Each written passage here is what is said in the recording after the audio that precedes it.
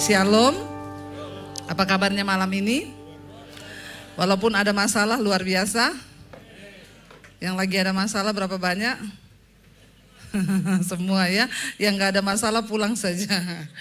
Iya, puji Tuhan, kita bersyukur Bapak Ibu.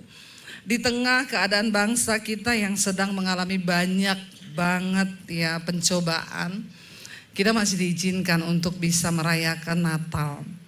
Beberapa daerah di bangsa ini mengalami ya bencana, ya, dan ribuan orang yang jadi korban. Ya, dan kita melihat sungguh kalau kita masih bisa ada hari ini semua karena anugerah Tuhan. Karena banyak orang yang tidak tahu, saudara, tiba-tiba ya siapa yang menyangka akan datang bencana seperti itu. Ya, mereka lagi dalam keadaan tidak siap, bahkan ya tiba-tiba bukan hanya harta yang terbawa, rumah, bahkan nyawa. Ya, kalau kita melihat, saudara, sungguh sepatutnya kita mengucap syukur. Dan mari kita terus berjaga-jaga, karena kita gak pernah tahu kapan waktunya kita juga akan dipanggil satu saat nanti. Kalau Tuhan masih kasih kesempatan kita hidup, itu artinya Tuhan belum selesai dengan hidup kita. Amin. Dia ingin kita berdampak. Tema malam hari ini adalah Kristus datang untuk membawa pemulihan di dalam keluarga. Bapak Ibu, kenapa Tuhan Yesus harus datang ke dalam dunia? Ya, kalau ada yang tanya sama saudara, kenapa Tuhan harus datang ke dalam dunia menjadi manusia? Saudara bisa jawab enggak? Yang bisa jawab angkat tangan. Dapat hadiah loh, sepeda listrik. Tapi baru listriknya doang, sepedanya belum ada. Ya, ada door prize loh malam ini. Banyak orang Kristen tuh gak bisa menjawab kenapa Yesus harus datang ke dalam dunia menjadi manusia. Karena firman Tuhan berkata begini, tidak ada seorang pun yang pernah melihat Allah. Tetapi anak tunggal Bapa di dalam Kristus Yesus Tuhan, dialah yang menyatakannya. Gak ada satu orang pun yang pernah melihat Tuhan. Ketika Musa dipilih Tuhan untuk membawa bangsa Israel keluar dari perbudakan di Mesir menuju tanah perjanjian, ya, Musa pernah melihat Allah, tapi hanya dalam bentuk api. Ketika ada semak duri yang terbakar, lalu Musa melihat ada api di sana, Musa mau mendekat dan Tuhan berfirman, stop, jangan mendekat, sebab tempat yang kau injak ini adalah kudus, tanggalkan kasutmu. Musa berlutut di tempat itu. Allah menyatakan diri hanya dalam rupa api, semak duri yang menyala. Bahkan sedikit lagi kalau Musa mendekat, mati, saudara. Karena manusia gak bisa melihat Tuhan. Allah itu kudus, manusia berdosa. Ya, Tuhan pernah menyatakan diri kepada Musa lewat apa? Angin. Tapi belum pernah ada seorang pun yang melihat Tuhan. Dan Kristus Yesus menyatakan siapa Tuhan itu.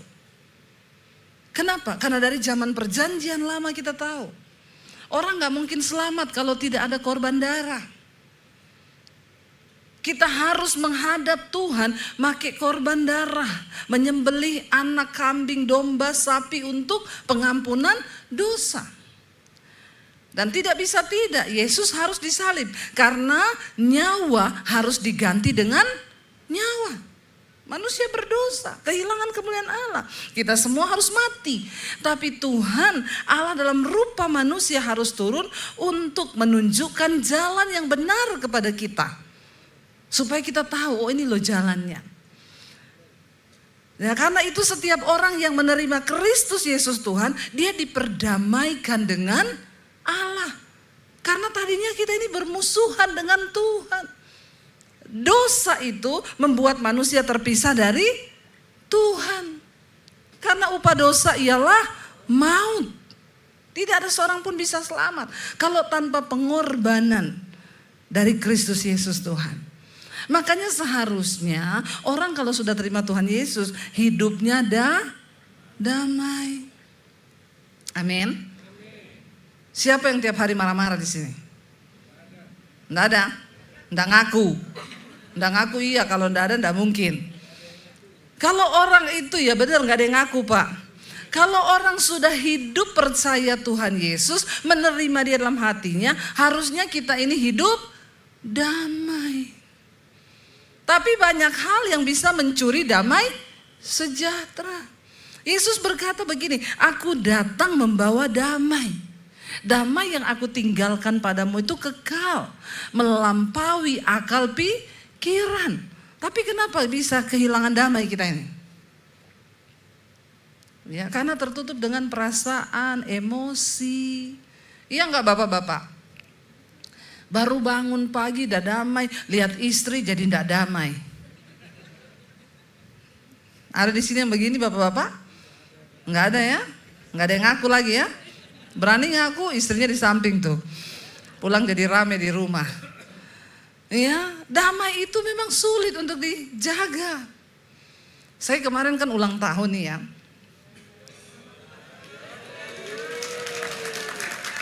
Enggak perlu tepuk tangannya, yang penting hadiahnya. Betul ya. Ya, saya tuh bangun pagi lihat Instagram. Wah, yang muncul ucapan suami saya. Yang pertama. Tapi tulisannya bikin hati saya enggak damai.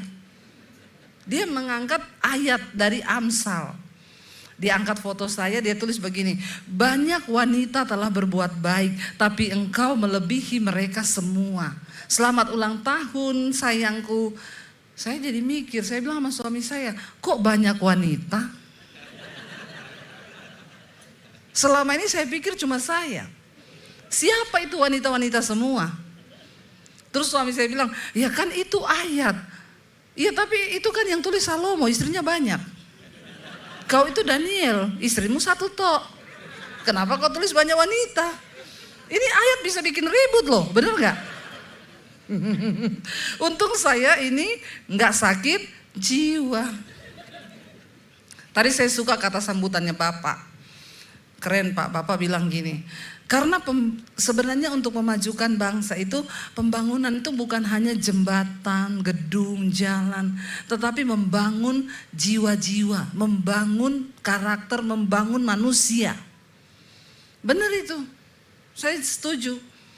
Ya karena manusia ini saudara, kalau nggak dibangun hidupnya, ya kita nggak bisa maju. Ya, makanya bangsa ini ya kita berdoa supaya nggak banyak yang sakit jiwa. Sakit jiwa itu bukan gila lari-lari di jalan, enggak. Saudara marah-marah sakit jiwa saudara. Ya, karena ada dalam jiwa manusia itu ada pikiran, perasaan dan kehendak. Kalau perasaan kita lagi bete, udah sakit jiwa tuh, masih stadium awal. Kalau marah-marah tuh perasaanmu terganggu berarti. Ya. Kemarin kita sedih mendengarkan ada penembakan di Australia, di Sydney ya, di Bondi saudara, di pinggir pantai. Pelakunya ayah dan anak. Mereka keluar dari rumah, izin ke istrinya sama keluarganya mau pergi mancing. Ternyata mereka bawa pistol. Dan mereka tembak itu orang yang lagi di pinggir pantai, pokoknya membabi buta, 16 orang meninggal. Yang saya bingung itu ayah dan anak. Kenapa bisa dua-duanya sakit jiwa? Kenapa bisa tidak ada yang mengingatkan gitu loh? Bingung kan saudara? Orang itu kalau ketemu Tuhan, jiwanya disembuhkan, dia gak mungkin benci, apalagi membunuh orang lain. Kecuali orang sakit jiwa. Yesus mengajarkan kepada kita, jangan engkau membalas kejahatan dengan kejahatan, tetapi kalahkanlah kejahatan dengan kebaikan. Karena cuma kebaikan yang bisa mengalahkan kejahatan. Ya, itu ajarannya Tuhan. Nah, kita mulai dari rumah tangga dulu nih. Suami istri dan anak-anak, gak usah bicara saya mau jadi terang sampai ke bangsa-bangsa, kejauhan. Kejauhan, mulai dari keluarga dulu. Ya, betul?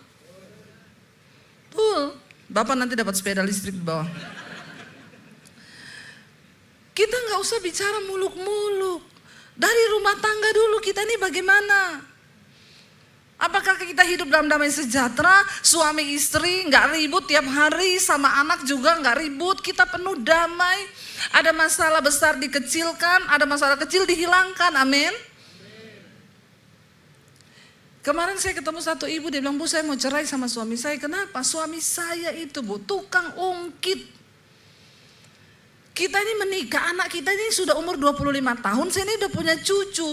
Masalah saya pacaran sama pacar saya waktu SMP dulu diungkit sampai hari ini. Saya bilang suamimu tuh sakit jiwa. Orang gak ada masalah yang lebih hebat kah untuk dibahas? Kenapa masalah dari zaman dulu itu masalah mantan? Bisa bikin, sekarang kami bisa ranjang. Ya, dan saya kayaknya pengen, teman-teman semua sudah bilang cerai aja lah, lu layak bahagia. Cuma persoalan kecil. Tapi kalau tiap hari juga ribut masalah mantan yang waktu masih SMP, ngeri nggak saudara? Ini kan gila. Lalu anak-anaknya stres, tapi anaknya bilang gini, kita sih lebih happy sekarang mami papi pisah ranjang nggak omongan. Karena nggak pernah berantem. Dan ini Kristen saudara. Saya kadang sedih ya orang Kristen model-model begini nih, ya bagusnya dibaptis, direndam 15 menit ya. Supaya dia muka mata langsung di rumah Bapa di sorga. Lebih baik tubuhnya binasa tapi jiwanya selamat. Heran gak kita ada orang-orang begini. Ya, berantem, ribut. Ya, makanya saudara tunjukkan imanmu bukan hanya di gereja. Kalau di gereja ini kan semua hebat tuh. Hebat semua, boleh kalau hidup yang kupilih membuatku berarti, pret kata malaikat. Ya, karena Yesus Tuhan, tempatku percaya dan berharap. Please deh. Ya, Tuhan tuh lihat hidup kita. Bukan cuma di gereja, waktu kita pulang bagaimana kita ini membawa damai sehingga Tuhan pulihkan hidup kita. Jangan kita terus bermusuhan dengan Tuhan. Yesus sudah datang untuk mendamaikan. Dan orang yang damai dengan Tuhan, dia pasti damai dengan sesama. Kalau ada orang ribut terus, berantem terus, itu pasti hubungannya dengan Tuhan rusak. Walaupun dia pendeta. Ya, walaupun dia pelayan Tuhan.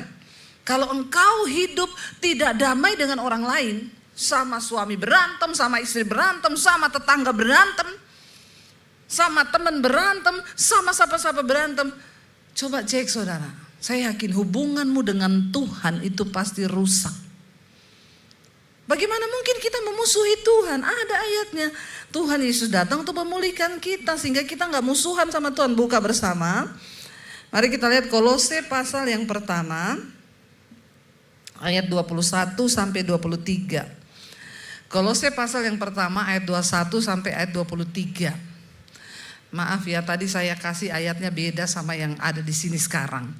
Itulah saya, kadang sudah siapin khotbah berubah sampai sini. Tergantung keadaan jemaat. Tuhan kalau bicara beda. Makanya saya sebenarnya paling gak suka kalau tanya, Bu ayatnya mana? Ayatnya mana? Nanti saya kasih terus berubah. Yang saya kasih tadi lain sama yang ini sekarang. Kolose pasal yang pertama kita buka mulai ayat yang ke-21. Baca bersama, di sana dikatakan 1, 2, 3. Juga kamu yang dahulu hidup jauh dari Allah dan yang memusuhinya dalam hati dan pikiran seperti yang nyata dari perbuatanmu yang dari mana tandanya, ciri-cirinya orang bermusuhan dengan Allah? Pikiran dan perbuatannya itu jahat. Balik dulu ke ayat 21 tadi. Dikatakan di sana demikian juga kamu dulu hidupmu itu jauh dari Allah karena kamu memusuhi Tuhan. Nah kita berpikir bagaimana aku bisa memusuhi Tuhan? Ternyata banyak manusia orang Kristen yang hidupnya masih memusuhi Tuhan. Dari mana tandanya orang memusuhi Tuhan? Baca, karena yang dikatakan di sana dalam hati dan pikiran seperti yang nyata dari apa? Perbuatanmu yang jahat. Kalau pikiran kita, hati kita, perbuatan kita jahat, berarti hubungannya sama Tuhan rusak, belum berdamai. Padahal tiap hari Natal ikut ibadah. Apa itu Natal? Yesus datang memperdamaikan kita dengan Tuhan. Kalau kita sudah diperdamaikan dengan Tuhan, tidak mungkin orang yang hidup damai dengan Tuhan dia benci orang lain, apalagi sampai membunuh orang lain. Itu bahaya, saudara. Orang kalau damai dengan Tuhan, dia nggak bisa bikin salah lama-lama. Ya, saya juga banyak belajar. Saya bilang, saya ini kalau mau pelayanan, saya habis nggak enak sama suami ya. Saudara pernah berantem nggak suami istri? Pernah atau tidak? Sering. Ya memang betul. Saya juga sama suami sering nggak enak. Ya namanya kita dua pribadi jadi satu, biasa salah omong, salah apa. Tapi saya kalau mau pelayanan, saudara, ya saya selalu WA suami saya aku mau khotbah. Sorry ya, tadi saya itu agak sedikit kasar. Sorry ya. Soalnya saya ini mau khotbah, saya pengen hidup saya kudus di hadapan Tuhan. Ya. Ngapain saya khotbah kalau saya lagi sama suami nggak damai? Kami belajar, saudara. Ya, bukan ribut, salah paham bisa. Tapi kalau jiwamu sehat, engkau sudah diperdamaikan dengan Tuhan, enggak bisa lama-lama. Berantem 5 menit cukup, amin. Beneran. Ya, coba suami istri lihat-lihatan, suami istri. Lihat istrinya, jangan lihat istri orang. Lihat istrinya sendiri. Bilang saya kita berantem 5 menit cukup. Bisa. Ya bisa, kalau hatimu itu, jiwamu itu sehat, dekat dengan Tuhan. Orang yang dekat dengan Tuhan gak tahan lama-lama marah-marah. Di sini tuh pasti bicara, kamu tuh gak beres loh hatimu. Kamu jengkel suamimu, kamu jengkel istrimu, kamu marah anakmu. Gak bener loh, kamu ada alarm. Ya, karena Alkitab berkata, roh manusia itu pelita Tuhan. Roh yang tinggal dalam kita ini pelita Tuhan. Kalau ada yang salah, roh itu kasih alarm. Ya, kalau ada orang yang selingkuh, bersinah, di Malang ini ada nggak orang selingkuh? Insya Allah. Nggak ada yang selingkuh, nggak ada yang ngaku. Ya, selingkuh itu sekarang bukan cuma di kalangan artis, dari kalangan atas sampai kalangan bawah. Selingkuh. Selingan indah, keluarga utuh. Siapa bilang selingkuh keluarga utuh? Sekarang banyak perceraian. Ya, perceraian terjadi di mana-mana. Kenapa bisa terjadi? Karena orang kehilangan damai, nggak ada kasih di hatinya, nggak dekat dengan Tuhan. Kalau kita dekat dengan Tuhan, sudah rumah tangga kita makin hari itu makin manis, amin. Ya. Ada pernah suami istri itu bilang sama saya, Bu kami ini gak pernah berantem loh suami istri. Oh iya luar biasa, apa rahasianya? Karena kami gak pernah ngomong. Bener juga. Orang gak pernah ngomong gimana berantemnya ya. Ngomong aja gak pernah. Saudara kita berdoa, kalau jiwa kita sehat, kita taklukkan diri kita kepada firman Tuhan. Alkitab bilang, Yesus berkata, orang yang marah itu tidak berkenan di hadapan Tuhan. Kalau lagi marah terus dijemput malaikat maut. Ya, masuk mana itu? Nggak berkenan kan sama Tuhan. Mari kita semakin menjaga hidup. Lalu dikatakan tadi ayat yang berikutnya, ayat yang ke-22, coba kita baca lanjut. Sekarang kita sudah apa? Diperdamaikannya di dalam tubuh jasmani Kristus oleh kematiannya untuk apa? Menempatkan kamu kudus dan tak bercela dan tak bercacat di hadapan Tuhan. Kita yang dulu jauh dari Allah, memusuhinya dari perbuatan, pikiran, hati kita yang jahat. Sekarang kita ini sudah diperdamaikan lewat kedatangan Kristus. Dia mati, darahnya tercurah, dosa kita diampuni dan kita bisa dekat dengan Tuhan. Kita menjadi kudus, dikuduskan Kristus supaya hidup kita ini tidak bercela, tidak bercacat di hadapan Tuhan. Karena itu dikatakan ayat yang berikutnya, sebab itu baca, kamu harus bertekun dalam iman, tetap teguh dan tidak bergoncang. Dan jangan mau digeser dari pengharapan Injil yang telah kamu dengar dan yang telah dikabarkan di seluruh alam di bawah langit. Dan yang aku ini Paulus telah menjadi pelayannya. Satu hal yang harus kita pertahankan saudara. Ya, jangan bergeser dari firman Tuhan. Apapun keadaanmu, pegang firman. Karena ketika Yesus datang, bahkan Yesus tidak tanya loh, kau dari gereja mana? Ketika Yesus datang dia nggak bilang begini, yang Katolik sebelah kanan, yang GBI di sini, yang apa lagi, gereja HKBP di tengah, nggak ada. Waktu Tuhan datang dia cuma tanya begini, mana hai kamu yang melakukan kehendakku, yang melakukan firman Tuhan. Itu aja yang Tuhan cari. Dia enggak cari mana pendeta hebat, mana orang yang punya karunia, mana yang punya deposit gede di bank, baris di sini. Gak ada di hadapan Tuhan. Mau kau kaya, mau kau miskin, sama di hadapan Tuhan. Ya, gak ada orang kaya terus dapat jalan VVIP. Ya, gak ada. Kita semua akan berdiri di hadapan tahta penghakiman Kristus suatu saat nanti. Yang dia cari cuma satu. Apakah engkau selama hidupmu tidak bergeser dari firman Tuhan? Walaupun perasaanmu pengen benci, pengen marah, pengen bercerai. Tapi firman Tuhan bilang jangan bercerai dan kau tetap bertahan. Amin saudara. Ketika Yesus berkata jangan kepahitan, jangan marah, lepaskan pengampunan. Dan kau lepaskan pengampunan. Ketika Tuhan berkata jangan bersinah, jangan melakukan hal yang najis.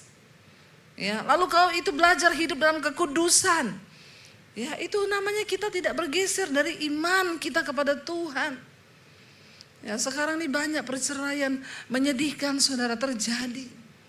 Ya, soalnya banyak juga perempuan ini, perempuan ditanyain ani-ani, no, simpanan? Yes, bertobat. Ya, orang kepengen cari yang gampang. Cari suami orang yang sudah mapan, berkepribadian, rumah pribadi, mobil pribadi, deposit pribadi. Ya, hati-hati saudara. Kita ini perlu menjaga keutuhan dalam rumah tangga. Ya, bapak-bapak pegang firman Tuhan, amin. Ibu-ibu pegang firman Tuhan sekalipun godaannya banyak, tapi kita mau tetap pegang firman Tuhan. Satu saat ada ibu-ibu yang bersaksi sama saya, dia bilang begini, Bu Debbie terima kasih ya. Saya waktu itu udah tinggalin suami saya Bu.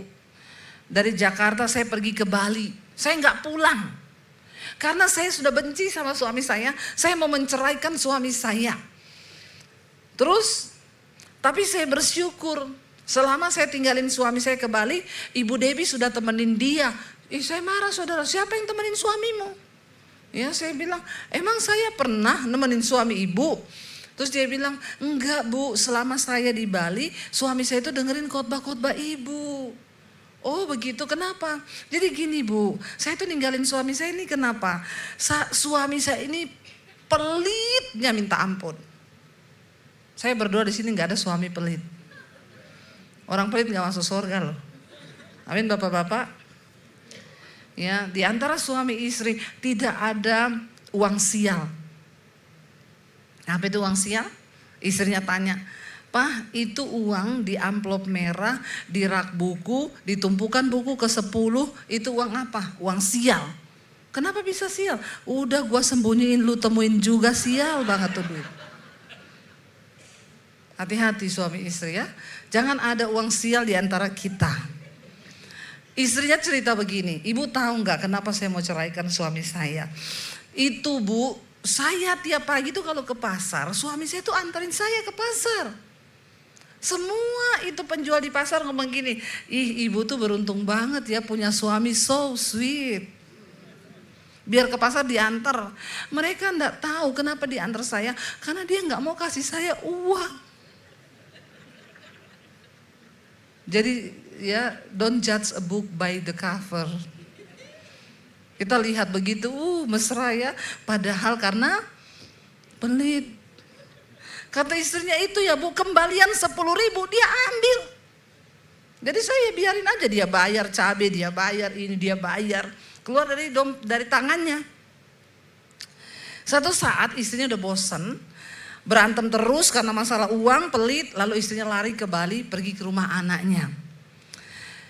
Ketika dia pergi ke Bali, baru suaminya itu merasa sedih. Dia sendirian di rumah, ternyata gak ada istri. Lalu suaminya ini cari-cari khotbah di YouTube.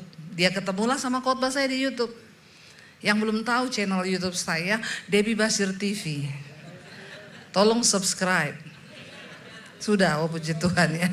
Sudah tahu semua. Yang gak tahu itu pasti yang kurang gaul itu. Lalu saudara, ketika dia dengar khotbah-khotbah saya, suaminya ini tersentuh hatinya. Dia WA istrinya gini, sayang pulang. Istrinya bilang gini, basa-basi. Kalau dia kirimin saya duit, berarti dia berubah. Tapi kalau enggak, saya enggak mau pulang.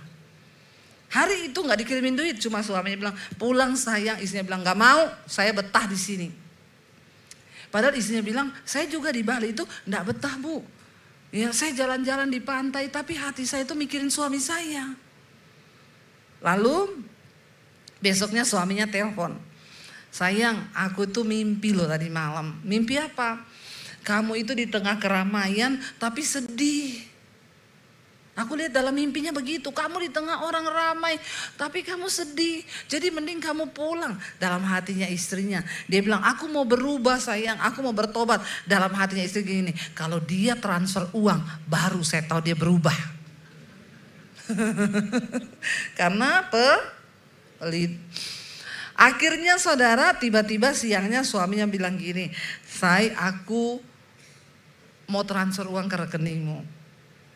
Ya, terserah kamu mau pakai apa, yang penting kamu happy. Dia transfer, istrinya bilang, saya mau lihat dia mau transfer lagi enggak atau cuma sekali ini buat bujukin. Istrinya nggak pulang-pulang di Bali. Ya, 1 minggu kemudian suaminya transfer lagi uang. Akhirnya istrinya pulang. Ketika pulang, istrinya bilang begini, Bu, suamiku benar-benar berubah. Dia bukan cuma tidak pelit lagi, omongannya sekarang berubah lembut. Pokoknya saya menemukan suami saya yang, saya tanya sama suami saya, kenapa kamu bisa berubah? Saya dengerin itu loh khotbah-khotbahnya Bu Debbie. Jadi ibu-ibu kalau mau suamimu berubah, suruh dia dengar khotbah saya. Ibu-ibu yang tepuk tangan ini. Ya, kita harus berubah. Kristus datang mendamaikan kita dengan dirinya, dengan Tuhan. Kristus datang mendamaikan kita, manusia yang dulu bermusuhan dengan Allah. Dari mana kita tahu kita bermusuhan? Ayat tadi berkata, dari perbuatan-perbuatanmu yang jahat, itu artinya engkau memusuhi Tuhan. Karena Tuhan itu benar, Tuhan itu kudus, Tuhan itu baik, Tuhan itu adil, Tuhan itu mengasihi. Ketika kita tidak mengasihi, membenci, kita ini marah, kita sedang melakukan sesuatu yang menyakiti hati Tuhan. Jangan memusuhi dia, dia sudah mendamaikan kita dengan Tuhan. Menjaga damai itu gak gampang saudara. Ya, ada istri yang tanya sama suaminya gini, Pak misalnya nih aku mati nih sekarang, terus kamu kawin lagi, terus istrimu juga mati, terus besok juga kau mati, di surga nanti kau pilih dia atau saya? Suaminya kaget saudara, nggak jawab. Cepat kau jawab, di surga kau pilih dia atau saya? Suaminya bilang, saya pilih masuk neraka. Dalam hatinya dia, mampus aja aku di surga ketemu perempuan model begini dua-dua. Mending masuk neraka, kayaknya lebih aman. Ibu-ibu, nggak usah tidak ada masalah, kau cari-cari masalah. Di rumah itu kita jaga damai sejahtera. Karena firman Tuhan berkata, di mana orang rukun hidup rukun bersama, kesitulah berkat Tuhan diperintahkan. Bagaimana supaya kita hidupnya diberkati? Hidup rukun bersama. Jangan banyak ribut-ribut. Jangan banyak berantem. Ya, sama anak-anak, karena Kristus datang memulihkan keluarga. Dikatakan karena dia sudah mati bagi kita, dia lahir bagi kita ketika kita masih berdosa. Sekarang kita sudah diperdamaikan. Karena itu dikatakan tadi, marilah kita berusaha supaya kita jangan bergeser dari pengharapan kita kepada iman kita, dan jangan bergeser dari Injil Kristus. Yesus datang membawa pengajaran yang luar biasa. Dia bilang apa? Kalau orang tampar pipi kananmu, kasih pipi kirimu. Wow, enggak itu? Sudah saudara praktekkan? Yang ada ditampar pipi kanan, double 2, pak. Ini kita nih orang Kristen harus bertobat. Yesus berkata apa? Kalau ada orang berbuat jahat sama kamu, doakan orang itu, mintalah berkat buat dia. Tapi orang Kristen disuruh doakan, saudara doakan gak musuh saudara? Iya, doakan biar apa? Ampuni Tuhan mereka. Ampuni mereka, karena mereka tahu apa yang mereka lakukan. Tapi mereka pura-pura tidak tahu Tuhan. Ya, Tuhan suruh kita doakan musuh kita, mintalah berkat, bukan minta dia mati. Kenapa? Karena Kristus berkata, aku ini datang memulihkan engkau, aku mati bagimu, keadaanmu itu masih berdosa. Dan kita terhitung sebagai orang-orang yang durhaka kepada Tuhan. Jadi dia memberi teladan, mari kita juga menjadi teladan. Ampuni orang yang bersalah, doakan orang yang bersalah. Kalau mertuamu jahat, kirimi durian, amin. Musangking itu. Malah kenapa ketawa, belum dipraktekin. Mertuamu jahat, kasih duit, amin. Lu bener. Menantumu jahat, kasih sesuatu yang dia seneng. Ya, saya mempraktekkan itu dalam hidup saya, saudara. Waktu ipar saya jahat, saya masak enak, saya kasihkan dia. Apa yang saya punya saya kasihkan. Tapi enggak saya kasih sianida. Ya, benar. Kenapa kita harus mengampuni? Benar. Waktu engkau mengampuni orang yang bersalah padamu, itu adalah penawar racun kepahitan. Supaya hidupmu berbahagia, amin. Karena kalau kau kepahitan terus enggak bahagia, banyak penyakit, berkatmu seret. Makanya banyak orang Kristen enggak diberkati Tuhan. Karena enggak mau nurut sama firman. Ya, sama suami ribut boleh, 5 menit cukup, amin. Itu Natal. Apa itu Natal? Damai sejahtera yang datang ke dalam dunia. Hari-hari ini menjaga damai itu sulit, gampang hilang damai. Tapi ketika ada Kristus, ya mari kita sungguh-sungguh. Saya lihat berita kemarin, saudara, ada anak yang bunuh ibunya. Kelas 1 SMP umur 12 tahun. Anak perempuan. Dia bunuh mamahnya. Coba saudara lihat apa yang terjadi hari-hari ini. Kalau sampai ini terjadi, aduh, sangat-sangat menyedihkan, saudara. Ya, bayangkan loh, anak kelas 1 SMP umur 12 tahun. Dia bunuh mamanya pakai pisau. Ngeri ini sekarang dunia, sudah. Kenapa? Orang kehilangan damai. Anak sekarang ditegur dikit, kepahitan, marah, kecewa. Kenapa? Karena orang tua gak pernah mengajarkan kasih. Orang tua gak jadi contoh. Kalau berantem depan anak, maki-makian, tunjuk-tunjukkan, pukul-pukulan, bagaimana anak bisa mendapatkan impartasi? Yesus berkata kita ini adalah suratan Kristus yang terbuka, yang dapat dibaca oleh semua orang, amin. Mulai dari keluarga aja. Dari rumah tangga, gak usah muluk-muluk. Satu kali saya isi pelayanan Natal di Bekasi. Itu judul temanya itu ini Natal Wanita. Dihadiri hampir 700 orang. Judulnya begini, menjadi berkat sampai ke bangsa-bangsa. Saya baca tema ini gini, ini tema susah amat ya. Jadi jauh amat mau jadi berkat sampai ke bangsa-bangsa nih ibu-ibu.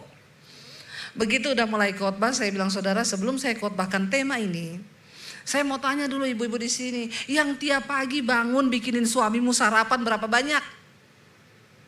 Hampir 700 wanita itu. Yang angkat tangan cuma berapa ekor? Padahal itu ratusan orang. Terus saya bilang gini, kalau gitu saya ganti temanya. Tidak usah kau jadi berkat sampai ke bangsa-bangsa. Jadi berkat dulu di rumah sendiri, bagi suami sendiri, bagi keluarga sendiri dulu, amin. Nggak usah pergi ke Bangkok, ke Amerika, ke sana mau jadi berkat, ngapain? Orang di rumahmu aja kau nggak jadi berkat. Saya mau tanya ibu-ibu di sini yang masih layani suaminya, siapin makan, taruh di meja, masakin suaminya siapa? Berapa banyak? Angkat tangan. Ampuni mereka Tuhan. Ini tanda-tanda akhir zaman ini. Sampai detik ini saya layani suami saya. Biar saya ngantuknya kayak apa. Dia bilang saya mau makan, bikinin telur dadar. Saya turun dari tempat tidur, saya bikinin telur dadar. Saya temenin dia di meja makan walaupun saya nggak makan. Saya ambilin nasi dari tangan saya sendiri. Saya bukan cuma berkhotbah, saya melakukan firman Tuhan. Buat apa saya khotbah kalau saya nggak menjadi pelaku firman? Saya pembohong di hadapan Tuhan. Ayo kita belajar saudara. Ya. Ayo kita mulai dari keluarga kita dulu. Nggak usah bicara yang jauh.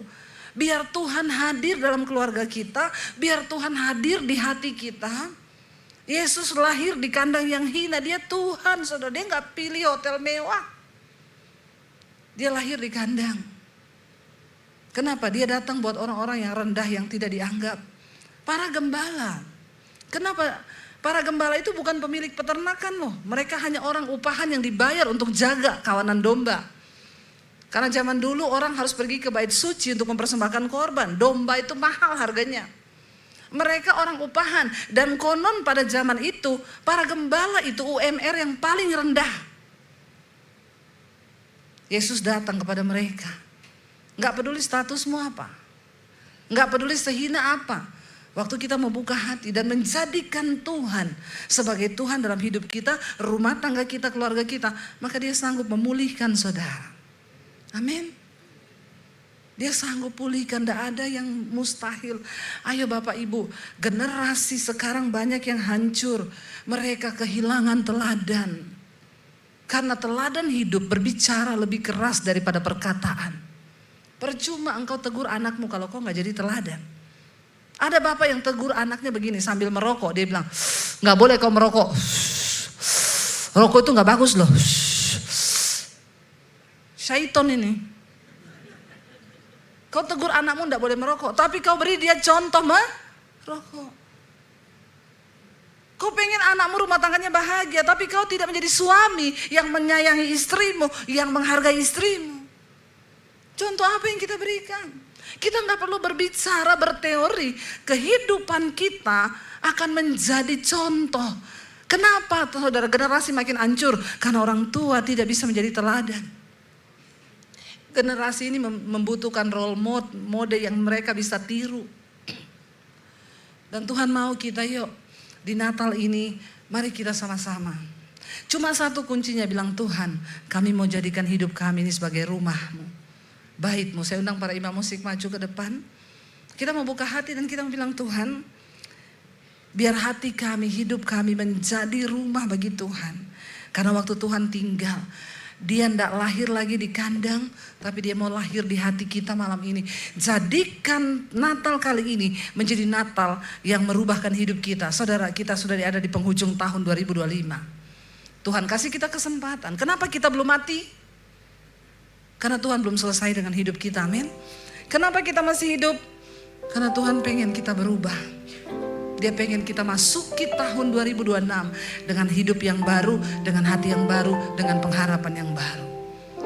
Kita bangkit berdiri bersama di hadapan Tuhan.